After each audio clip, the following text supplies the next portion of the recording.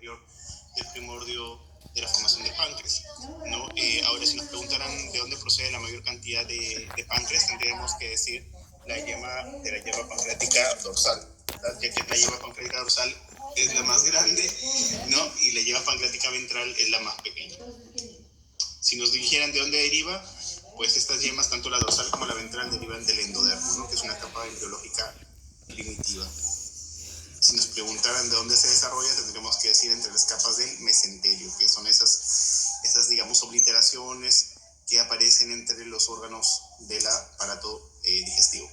Ahora, cuando se da la rotación de las yemas pancreáticas, pues tenemos que la yema pancreática ventral, es decir, la inferior, sube, ¿no? Sube, aquí vemos en el gráfico de abajo, en forma de las manecillas del reloj, sube y se fusiona hacia la parte de arriba.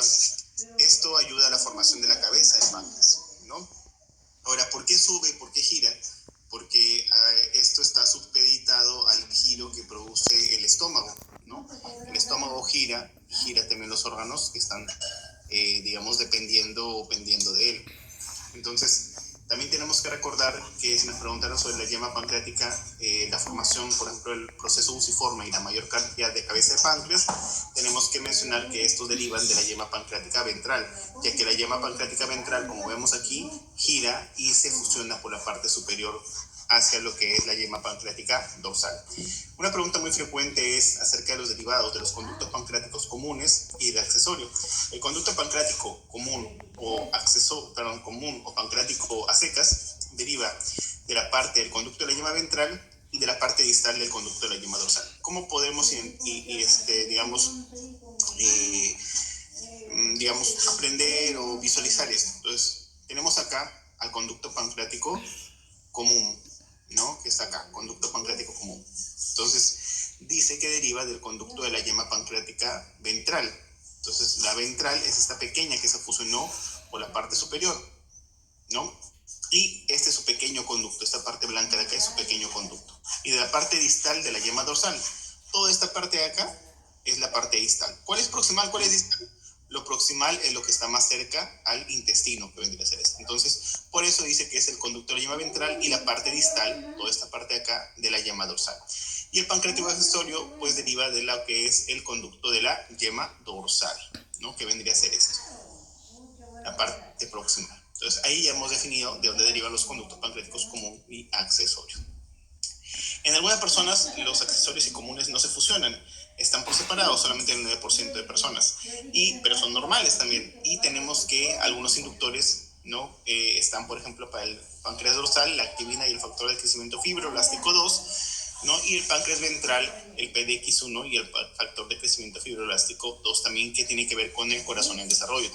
Entonces, hay datos importantes que recordar, como por ejemplo el parénquima del páncreas, que deriva del endodermo de las yemas, ¿no? Tenemos que decir también cuándo comienza a secretar su propia insulina a los bebés, que es a la semana 10. Tenemos importante recordar también aquí que es por eso que antes de las 10 semanas y después de las 10 semanas, porque la secreción de insulina alcanza su pico máximo, digamos, en valores similares a los de un adulto hacia la semana 26. Entonces, ¿qué quiere decir esto? Entre las 10 que comienza la secreción hasta la 26, que no tiene una secreción adecuada, la mayor cantidad de síntesis de glucógeno y de glucosa que va a traspasar la placenta va a derivar o va a estar apoyado por la mamá. Entonces la mamá con su insulina que traspasa también la placenta va a ayudar también a sintetizar la mayor cantidad de carbohidratos, de glucosa. Sin embargo, como el bebé va a comenzar a la 10ª semana a sintetizar su propia insulina, va a comenzar también a guardar sus reservas. He aquí también el nacimiento o la razón de por qué las mamás diabéticas que tienen insulinas no controladas, es decir, que ellas no controlan su insulina, aumentan la glucosa en sangre, traspasa la barrera placentaria, el bebé que está de repente 11, 12, 13, 14, 15, que recién está comenzando a sintetizar la insulina, no puede degradar tanto acúmulo de glucosa, ¿no? Y lo va a comenzar a almacenar. Y es aquí donde nacen los bebés macrosómicos, ¿no? Es por eso la explicación y la importancia de saber cuándo es que inicia la secreción de insulina. Las patologías, usted lo mencionó, el páncreas ectópico es una de ellas, vamos a repasar. Es cuando el tejido pancreático se encuentra fuera del páncreas, donde puede aparecer en la mucosa del estómago, en el yeyuno, en el duodeno, en el antropilórico, en el divertículo ileal y mequel. ¿Dónde no puede estar? En el intestino grueso, ano, en el recto, ¿no? En la parte de lo que es la boca, el esófago, ahí no puede estar. Muy bien. Ahora, el páncreas anular, que ustedes lo han hecho muy bien, la verdad los felicito, ¿no? Han hecho ambos grupos un buen trabajo. El páncreas anular, ustedes mismos lo han mencionado, es la fusión de las yemas pancreáticas dorsal y ventral anómalamente alrededor del duodeno, causando un anillo de constricción. Está asociado al síndrome de Down, no puede producir pancreatitis en los recién nacidos y esto puede ser mortal, ¿no? Es altamente infrecuente y es más en sexo femenino. Glándulas suprarrenales, vamos a rápidamente a tener un pequeño repaso. No hay exactamente una patología de glándula suprarrenal, por eso no lo hemos tocado, no hemos dejado casos clínicos, pero vamos a ver algunos puntos principales. De glándulas suprarrenales, por ejemplo, tenemos que la corteza deriva del mesodermo y la médula deriva de las células de la cresta neural. ¿En qué semana se desarrollan ambas estructuras? Se desarrollan a lo largo de la sexta semana. Como ustedes lo pueden ver, la médula, que está representada en el color azul, se va metiendo capa por capa hacia la parte interna de la corteza.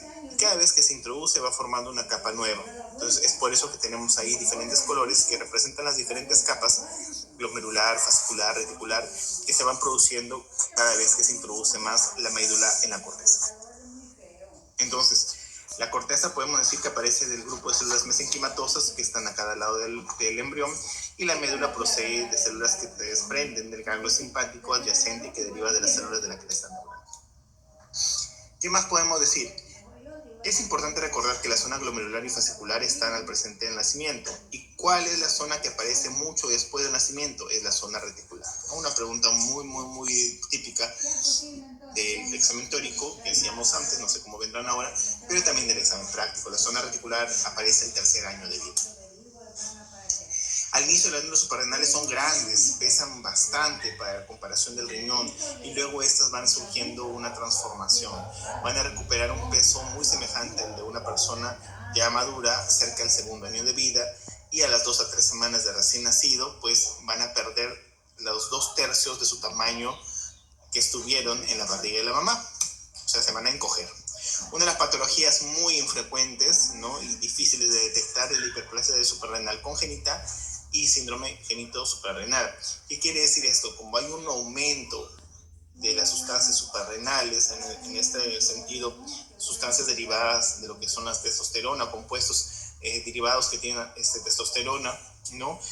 Va a sintetizar mayor cantidad de andrógenos, y esto va a implicar que los bebés de sexo femenino tengan una androgenización, es decir, una masculinización del clítoris y de los labios mayores, similando muchas veces lo que es un escroto, porque se hinchan por aumento de la testosterona, los andrógenos, y el clítoris a veces se vuelve hipertrófico.